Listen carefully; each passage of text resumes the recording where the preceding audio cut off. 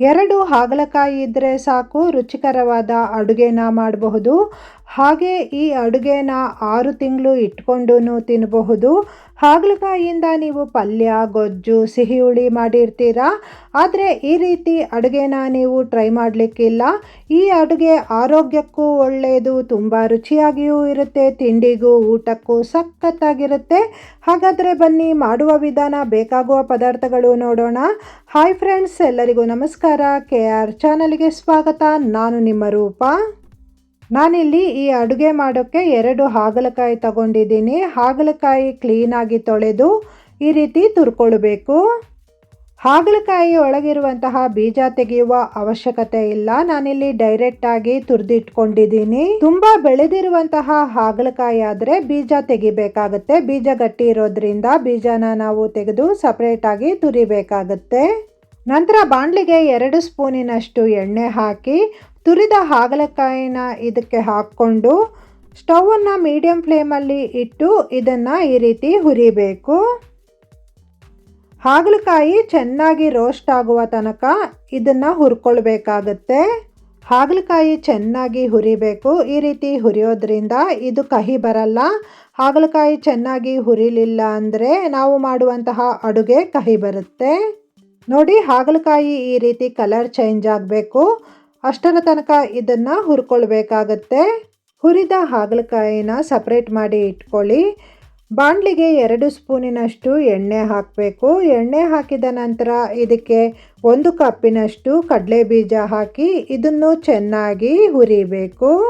ನಾನು ಇಲ್ಲಿ ಹಾಕುವಂತಹ ಎಲ್ಲ ಪದಾರ್ಥಗಳು ಆರೋಗ್ಯಕ್ಕೆ ತುಂಬಾ ಒಳ್ಳೆಯದು.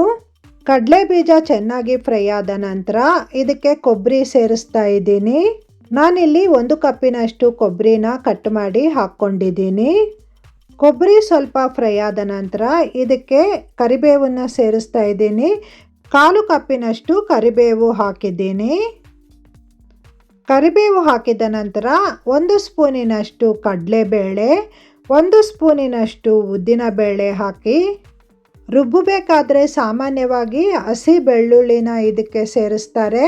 ಹಸಿ ಬೆಳ್ಳುಳ್ಳಿ ವಾಸನೆ ನಮಗೆ ಇಷ್ಟ ಆಗಲ್ಲ, ಅದಕ್ಕೆ ನಾನಿಲ್ಲಿ ಹುರಿಯೋಕ್ಕೆ ಹಾಕಿದ್ದೇನೆ. 1 ಗಡ್ಡೆ ಅಷ್ಟು ಬೆಳ್ಳುಳ್ಳಿ ಸಿಪ್ಪೆ ತೆಗೆದೆ ಹಾಗೆ ಹಾಕಿದ್ದೇನೆ. ಹಾಗೆ 1 ಸ್ಪೂನಿನಷ್ಟು ಧನಿಯಾ, ಅರ್ಧ ಸ್ಪೂನಿನಷ್ಟು ಜೀರಿಗೆ ಹಾಕಿ ಈ ಎಲ್ಲ ಪದಾರ್ಥಗಳನ್ನು ಚೆನ್ನಾಗಿ ಹುರಿಬೇಕು. ನೋಡಿ, ಈ ರೀತಿ ಎಲ್ಲ ಪದಾರ್ಥಗಳನ್ನು ಚೆನ್ನಾಗಿ ಹುರಿದ ನಂತರ ನಿಂಬೆ ಹಣ್ಣಿನ ಗಾತ್ರದ ಹುಣಸೆ ಹಣ್ಣನ್ನು ಹಾಕಿ ಇದನ್ನು ಸ್ವಲ್ಪ ಬಿಸಿ ಮಾಡಬೇಕು. ಈಗ ಸ್ಟವ್ ಆಫ್ ಮಾಡಿ ಈ ಎಲ್ಲ ಪದಾರ್ಥಗಳನ್ನು ತಣ್ಣಗಾಗೋಕ್ಕೆ ಬಿಡಬೇಕು. ಈ ಎಲ್ಲ ಪದಾರ್ಥಗಳು ಕಂಪ್ಲೀಟಾಗಿ ತಣ್ಣಗಾದ ನಂತರ ಮಿಕ್ಸಿ ಜಾರಿಗೆ ಇದನ್ನು ಹಾಕ್ಕೊಂಡಿದ್ದೀನಿ. ಮಿಕ್ಸಿ ಜಾರಲ್ಲಿ ನೀರಿನ ಪಸೆ ಇರಬಾರ್ದು. ಮಿಕ್ಸಿ ಜಾರನ್ನು ಕ್ಲೀನಾಗಿ ಒರೆಸಿ ಹಾಕ್ಕೊಳ್ಬೇಕಾಗತ್ತೆ. ನಂತರ ಇದಕ್ಕೆ 3/4 ಕಪ್ಪಿನಷ್ಟು ಖಾರದ ಪುಡಿ ಸೇರಿಸ್ತಾ ಇದ್ದೀನಿ. ಇದಕ್ಕೆ 3 ಸ್ಪೂನಿನಷ್ಟು ಉಪ್ಪು ಹಾಕಿದ್ದೀನಿ. ಈಗ ಇದನ್ನು ಪುಡಿ ಮಾಡಿ ತರಬೇಕು. ಹೆಚ್ಚು ನೈಸಾಗಿ ಪುಡಿ ಮಾಡಬಾರ್ದು. ಈ ರೀತಿ ಲೈಟಾಗಿ ತರಿಯಾಗಿ ಇರಬೇಕು. ಹುರಿದ ಹಾಗಲಕಾಯಿಗೆ ಈ ಪುಡಿನ ಸೇರಿಸಬೇಕು. ಪುಡಿ ಪೂರ್ತಿಯಾಗಿ ಹಾಕಿದ ನಂತರ ಇದನ್ನು ಚೆನ್ನಾಗಿ ಮಿಕ್ಸ್ ಮಾಡಬೇಕು. ಈ ಹಾಗಲಕಾಯಿ ಚಟ್ನಿ ಪುಡಿ ತಿಂಡಿಗೂ ಊಟಕ್ಕೂ ಸಖತ್ ರುಚಿಯಾಗಿರುತ್ತೆ. ಈ ಪುಡಿಗೆ ಸಕ್ಕರೆ ಮತ್ತು ಬೆಲ್ಲ ಹಾಕುವ ಅವಶ್ಯಕತೆ ಇಲ್ಲ. ಆದರೂ ಇದು ಕಹಿ ಇರಲ್ಲ, ತುಂಬ ರುಚಿಯಾಗಿರುತ್ತೆ. ಸಕ್ಕರೆ ಕಾಯಿಲೆ ಇದ್ದವರಿಗೂ ಇದು ತುಂಬಾ ಒಳ್ಳೆಯದು. ಈ ಪುಡಿನ ನೀವು 6 ತಿಂಗಳು ಇಟ್ಕೊಂಡು ಉಪಯೋಗಿಸ್ಕೊಳ್ಬಹುದು. ಬಾಟಲಿನಲ್ಲಿ ಹಾಕಿ ಫ್ರಿಜ್ಜಲ್ಲಿ ಇಟ್ಟರೆ ಇದು ಬೇಗ ಕೆಡಲ್ಲ. ಹಾಗಲಕಾಯಿ ತುರಿನ ಮತ್ತು ನೆಲಗಡಲೆ ಬೀಜ ಪುಡಿನ ಈ ರೀತಿ ಚೆನ್ನಾಗಿ ಮಿಕ್ಸ್ ಮಾಡಬೇಕು. ಬಿಸಿ ಬಿಸಿ ಅನ್ನಕ್ಕೆ ಈ ಪುಡಿ ಹಾಕ್ಕೊಂಡು ಸ್ವಲ್ಪ ತುಪ್ಪ ಹಾಕ್ಕೊಂಡು ಕಲಸಿ ತಿಂತಾ ಇದ್ದರೆ ಸಖತ್ ರುಚಿಯಾಗಿರುತ್ತೆ.